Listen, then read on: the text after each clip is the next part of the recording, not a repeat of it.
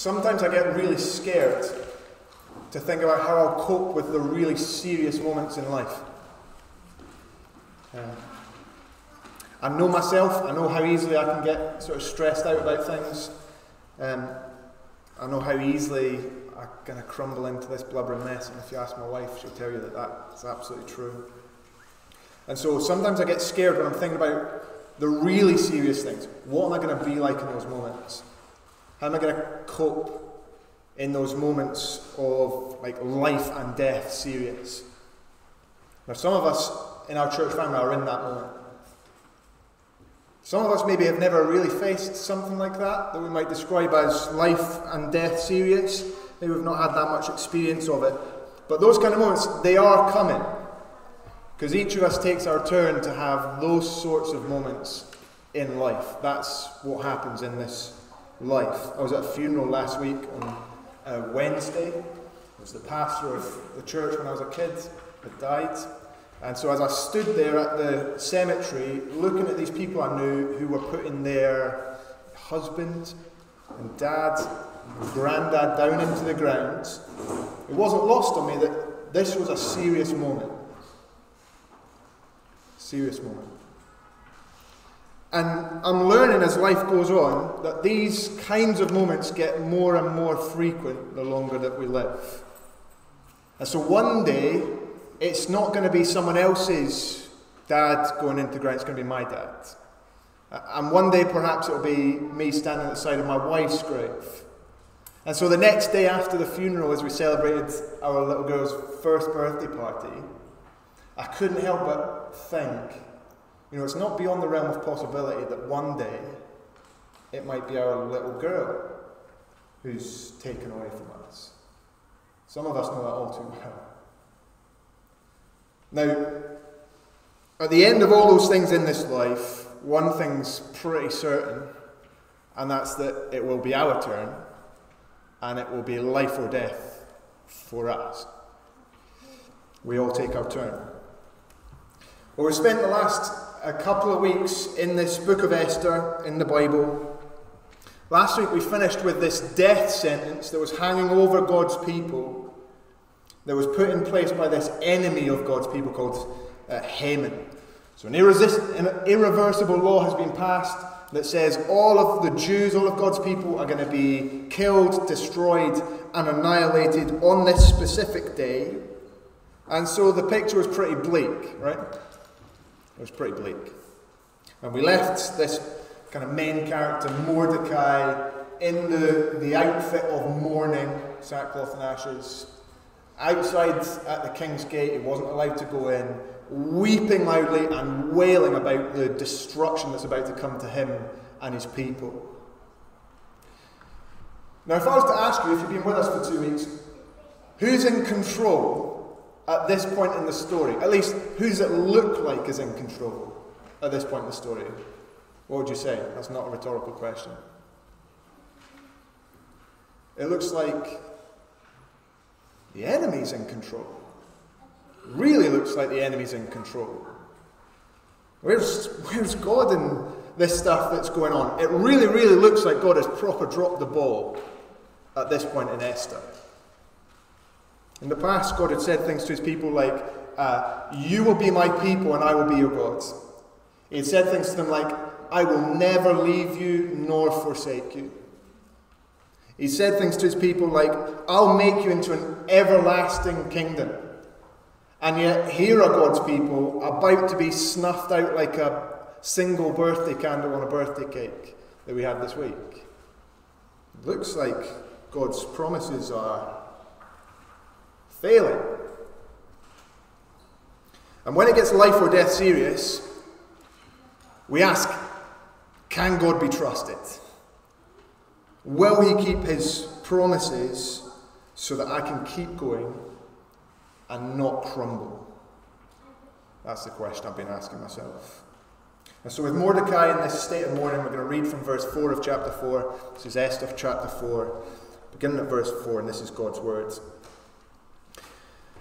When Esther's eunuchs and female attendants came and told her about Mordecai, she was in great distress. She sent clothes for him to put on instead of his sackcloth, but he wouldn't accept them. Then Esther summoned Hathach, one of the king's eunuchs, assigned to attend her, and ordered him to find out what was troubling Mordecai and why. So Hathach went out to Mordecai in the open square of the city in front of the king's gate. Mordecai told him everything that had happened to him, including the exact amount of money Haman had promised to pay into the royal treasury for the destruction of the Jews.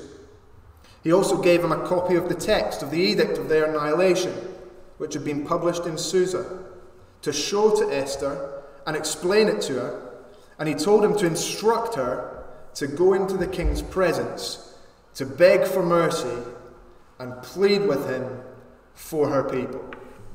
Now, last week was dark, and here at the start of chapter 4 there is a glimmer of hope. It's just a glimmer, but there is a glimmer of hope.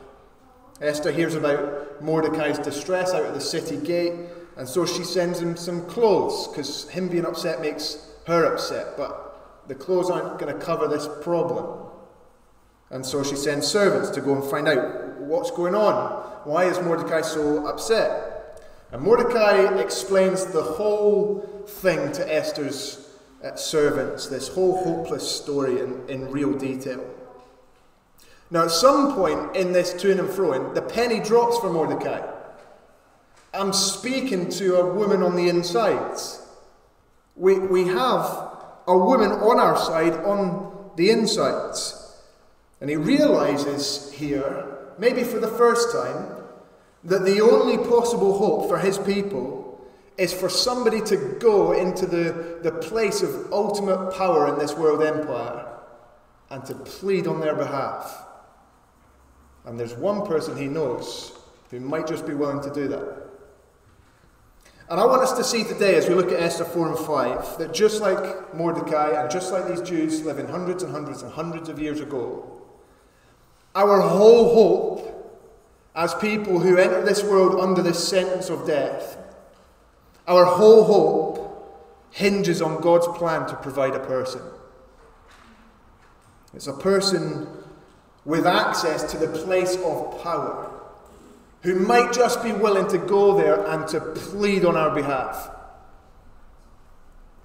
And so Mordecai sends the servant to go and tell Esther to go to the king and beg for mercy and plead with him on behalf of her people. Mordecai used to want her to keep it a secret that she's a Jew. Not anymore. Let the cat out of the bag, Esther. Go. Identify yourself with us and plead for us. Now, verse 9, keep reading with me. Hathach went back and reported to Esther what Mordecai had said. Then she instructed him to say to Mordecai, all the king's officials and the people of the royal provinces know that for any man or woman who approaches the king in the inner court without being summoned, the king has but one law, that they be put to death unless the king extends the golden scepter to them and spares their lives. But 30 days have passed since I was called to go to the king. Now, as Esther gets this message from Mordecai, she's faced with a dilemma. She knows that it's not as simple as Mordecai perhaps thinks it is. So unless the king called you, going into his presence without an invitation invited this punishment of death. Now you might think surely not a problem for his wife, but Esther says, but he hasn't called me into his presence for 30 days. She's fallen out of favour. Maybe he'd become disenchanted with the beauty that he had fallen for in his beauty contest, but she's out of favour. And so in this kind of sensible, we have to say, self-preservation, Esther replies, nah, Mordecai, no chance. That's like suicide for me. I'm not going to go into that place uninvited. And so back and forth, and you feel a little bit sorry for this guy Hathach running from the palace to the gate. But he goes back, verse 12. When Esther's words were reported to Mordecai, he sent back this answer. Do not think that because you are in the king's house, you alone of all the Jews will escape. Here's Mordecai's challenge. Your self-preservation strategy ain't going to save you. It's not going to cut it. You might be Queen Esther, But you are a Jew. You're a Jew like all the rest of us. And this decree of death has no exceptions, not for the very privileged and not for the very poor. It is going to come on you just the same as everyone else. Even a royal Jew will be destroyed and killed and annihilated. And then without actually mentioning God, Mordecai now comes just about as close to reliance and trust in God as anybody in this book does. If you know Esther at all, you probably know this verse, verse 14. Mordecai says, "For if you remain silent at this time, relief and deliverance for the Jews will arise from another place. But you and your father's family will perish. And who knows but that you have come to your royal position for such a time as this." Now, in some ways, it's a bit vague, and so it sounds a little bit like fate or a kind of destiny that the Persians all around him would have been quite happy with. But I'm going to say, even though Mordecai up to this point has been a mixed bag, he's not had all of his T's crossed and all of his I's dotted, I'm going to say he did believe that God had promised to preserve his people, Israel. He had promised to make the Jews into this great nation with a never-ending throne. I believe Mordecai is trusting in that at this moment. And so his challenge to Esther is, your only possible hope, your only hope of preserving yourself and in the same breath the rest of us, you must go and risk your own life going into the presence of the king. The only safe place for you is to identify with the rest of us. Now, I want us to pause here and try and get a little bit into Mordecai's shoes as we read this story. Because last week, just like the Jews in Susa and beyond, we were left with this awareness of the death sentence that hangs over our head. And we were left with absolutely no hope of being able to do anything about it ourselves. The fair judgment for our sin, we said, is death and hell. There's no denying that we deserve it. There's no denying that that is the way that we have lived. There's no undoing the way that we've lived. And so, like Mordecai, we really need help. We really need help. We need somebody uniquely able to plead for us. We need somebody with access to the seat of highest power in the universe to go in there for us. Someone who will approach the God that we have sinned against and go and plead on our behalf, intercede for us. That's what we need. We need a mediator. We need someone who is willing to identify themselves with me and with you and embrace all of the risk that is involved in going to plead for us. Now that may mean inevitable death, but it's what we need. It's my only hope. Now for his people in Susa, God had provided one person in just the right place, in just the right position, at just the right time. And this is someone uniquely able to help his people back in these times. And so God is unmentioned, he's unseen, he's unheard, but God's planning is kind of becoming clear to Mordecai that Esther had been made queen for such a time as this. He is the God who provides. And in our desperate need, as people facing deserved judgment for our sin, hope glimmers for us in the fact that God has provided in Jesus Christ a person uniquely able to intercede for us. A mediator who knew that representing his people would mean certain death. And yet one who is uniquely able to approach the throne of God and plead for us. See, there is hope. It's a glimmer of hope, but there is hope found only in Jesus Christ. It's in Jesus Christ alone that we can be saved.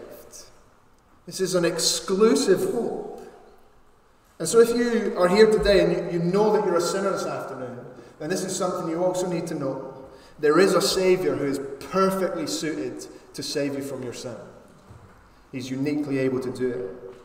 The question, though, is he willing? Is he willing to do it? Is Esther willing? And we find out in verse 15. Read with me. Then Esther sent this reply to Mordecai. Go, gather together all the Jews who are in Susa and fast for me. Do not eat or drink for 3 days, night or day. I and my attendants will fast as you do. When this is done, I'll go to the king, even though it is against the law, and if I perish, I perish. The language there implies she was kind of resigned to the fact she would perish. So Mordecai went away, verse 17, and carried out all of Esther's instructions. Now this is the first time things have been flipped around in this relationship. Esther's now telling Mordecai what to do.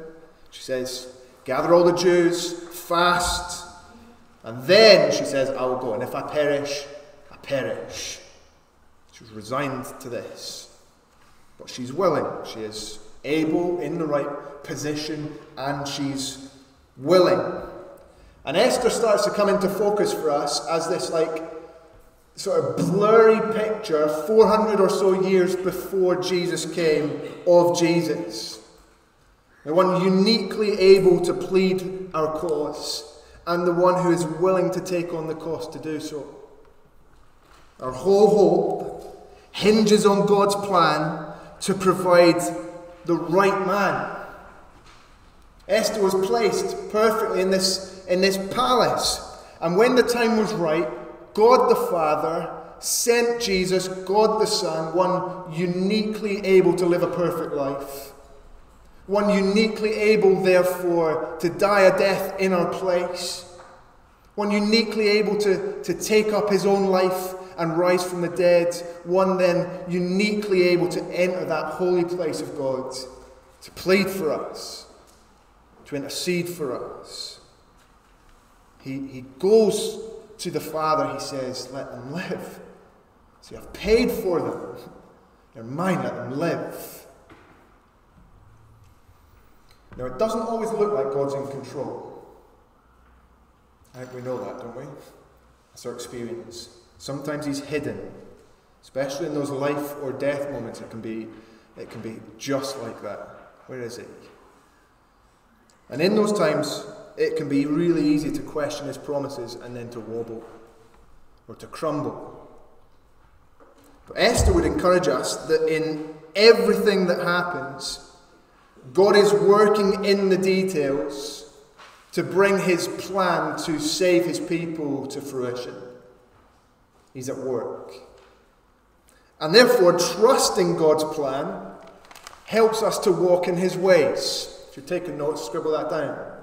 Trusting God's plan helps us to walk in his ways, to keep going, to keep on following Jesus with the same kind of willingness that he had to embrace the cost of doing so.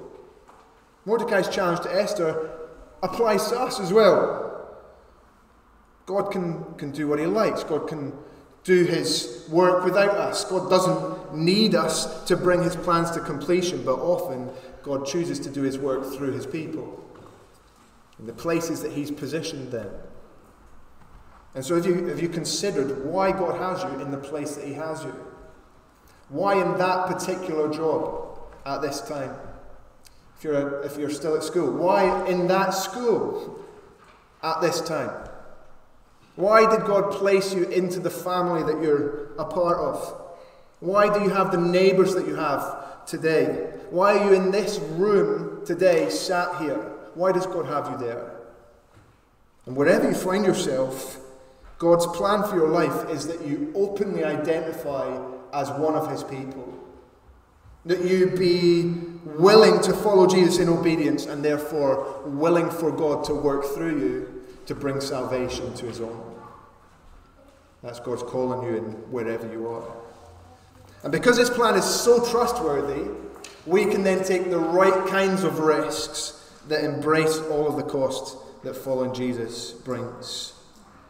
And so 3 days and 3 nights, and having covered years in the first 4 chapters, everything slows right down, and only a couple of days are covered in the verses ahead. Verse 1 of chapter 5. On the third day, Esther put on her royal robes and stood in the inner court of the palace in front of the king's hall. The king was sitting on his royal throne in the hall facing the entrance. When he saw Queen Esther standing in the court, he was pleased with her and held out to her the gold scepter that was in his hand. So Esther approached and touched the tip of the scepter. Then the king asked, "What is it, Queen Esther? What's your request? Even up to half the kingdom it will be given to you." "If it pleases the king," replied Esther, "let the king, together with Haman, come today to a banquet I've prepared for him." "Bring Haman at once," the king said, "so that we may do what Esther asks." So the king and Haman went to the banquet Esther had prepared. As they were drinking wine, the king again asked Esther, "Now what is your petition? It will be given you. And what is your request? Even up to half the kingdom it will be granted." Esther replied, "My petition and my request is this. If the king regards me with favour, and if it pleases the king to grant my petition and fulfil my request, let the king and Haman come tomorrow to the banquet I'll prepare for them. Then I'll answer the king's questions." It's all very slow. Now Esther risks her life. She goes into the place of power unexpectedly, we could say miraculously. She finds favour. And the king asks, "What do you want? Give you anything. Anything at all." He's saying, "Try me. I'm in a good mood today. Ask." And the temptation, I think, must have been surely to just sort of blurt everything out, like verbal diarrhea, if you'll pardon the picture. Everything just on the table. But she's patient. She invites the king and Haman to a feast. I've been thinking about this feast today, like Ezra Carter's pudding plate at a community meal that I allowed him to have. This feast comes, and there, after a couple of drinks, the king asks again, this time publicly, "What's your wish? It'll be granted to you. Anything." More patience from Esther. "My request is... that the king and Haman come to another feast tomorrow, then I'll reveal my wish." Now, we could ask, what is she up to here? Why is she taking so long to get the job done? But this slow progress was actually a wise strategy. This king that Esther was before was a king who didn't like to be made a fool out of. There's a story told. I can't vouch for its validity because I wasn't there, but I've read it in a book. There's a story told, this King Xerxes once commissioned a bridge to be built over a stretch of water. And when this bridge was kind of almost completed, a big storm whipped up, destroyed everything they'd made so far. Now the king's response to this was to have all of his engineers beheaded and then to send his soldiers down to the sea with whips to whip the sea for disobeying him so much. This is the kind of king he is. He's not particularly reasonable, he's temperamental, and his ego is big. And she's about to ask him a big thing. She's going to ask him to change a royal decree that he signed with his own name. It's going to be humiliating for him. And so patiently she draws out his repeated public promise to grant her whatever she wants. So that it's going to be even more humiliating if he then says no. The plan is set for the next day. And this glimmer of hope that we saw in chapter 4 begins to get brighter, but then unknown to Esther. Look what happens in verse 9. Haman went out that day, happy and in high spirits. But when he saw Mordecai at the king's gate and observed that he neither rose nor showed fear in his presence, he was filled with rage against Mordecai. Nevertheless, Haman restrained himself and went home.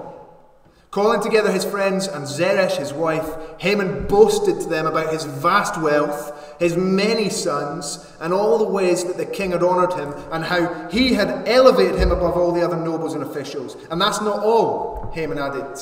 I'm the only person Queen Esther invited to accompany the king to the banquet she gave. And she's invited me along with the king tomorrow. But all this gives me no satisfaction as long as I see that Jew Mordecai sitting at the king's gate. His wife Zeresh and all of his friends said to him, have a pole set up, reaching to a height of 50 cubits, and ask the king in the morning to have Mordecai impaled on it. Then go with the king to the banquet and enjoy yourself. This suggestion delighted Haman, and he had the poll set up. Now, it was all going so well, wasn't it, in Esther's plan. Haman, having been invited to this feast, his ego's inflated, he's feeling good, he's loving the public praise, he's loving the recognition, and as he swaggers off home, there's Mordecai, still disrespecting him, and he is filled with rage. He really is an enemy. He storms off home, gets everyone together, and out comes this ugly pride, and yet that one man's dissent made all of it worthless to him. He's obsessed with this guy. So to soothe his wounded pride, this little get-together suggests he builds a gallows or a spike. It might have been hanged, it might have been stabbed on a spike, did the same job, whichever one it was. Build it 50 cubits high, they say, it's about 23 metres tall. So it's in keeping with his ego, it's big. And in the morning, they say, verse 14, before Esther's feast, in other words, tell the king, have Mordecai killed. And he likes the idea. Gallows are made, spikes put up. Esther's got no idea that her plan's been spoiled. It's too late. And off they go to bed. Both of their plans, they think, are set for the next day. And the question is, will the rescue come too late? Sometimes, life doesn't pan out the way we think it's gonna. And sometimes, maybe even more confusing, sometimes we become so convinced about what God is doing that when things suddenly change direction, it really throws at us. And so it could be, you guys, could be when you think God has provided that house for us and answered our prayers for a home, and then suddenly it's gone. It can really shake us. Or it could be, Kenny, when the cancer that we're told is really unlikely to come back, then comes back. It causes us to question. It's hard to get our head around that in our lives. Could be when the family member that we've prayed for continues to reject Jesus. It can make us really doubt. It could be when the job falls through that we thought was definitely the way to go. It could be when the relationship ends that we were convinced was the one. It could be when the person walks away from the faith, when God doesn't do what we expected him to do. Then trusting God's man helps us deal with those diversions. If you're taking notes, write it down. Trusting God's man helps us deal with those diversions. Esther went to bed unaware. But the man that God provided for our salvation, for our rescue, is never blindsided. The man that God provided is his own son. And despite all of Esther's manoeuvring in these chapters, it becomes clear that the only one who can save his people in these chapters is God himself. And when we realize that all of our attempts at self-help are completely hopeless in the face of the death that we deserve, God the Son must be the hero. He's the only one who can save. And in our most crucial need, he comes through in a way that only he can. Esther had been 9 years in the palace-ish up to this point, in preparation for this 2 days of work that God was preparing her to do. Well, God had been at work preparing the world for centuries before Jesus came. And then Jesus came. He lived for 30 odd years. And then he ministered for 3-ish. And then time kind of slows down, like the story in Esther slows right down as we find him in the garden, on his knees, praying and sweating great drops of blood as he contemplated hanging on a cross the next day. It slows right down. And the question then is, will he take his eye off the ball at just the wrong time? At the key moment? How often, when faced with life's biggest worries and biggest challenges, those life or death moments, do we question, is God on it enough to come through in time? Well, here's something that you can trust in today. If at the crucial moment Jesus did endure, and if at the crucial moment Jesus was right on it, and if in that crucial moment Jesus died for me, and if he lives today interceding for me before the throne of God, then he has got me in every one of the details of my life. When I don't understand, he's not unaware. When I'm caught off guard, he has not dropped the ball. And so I can trust him. He is a man I can trust. He's one I can then keep following. Even when he takes me to a place I never expected to be in, he is the safest pair of hands that there is. And in all of those moments, he's got me. And if you're his, he's got you. And people going off to bed seems like a good place to end.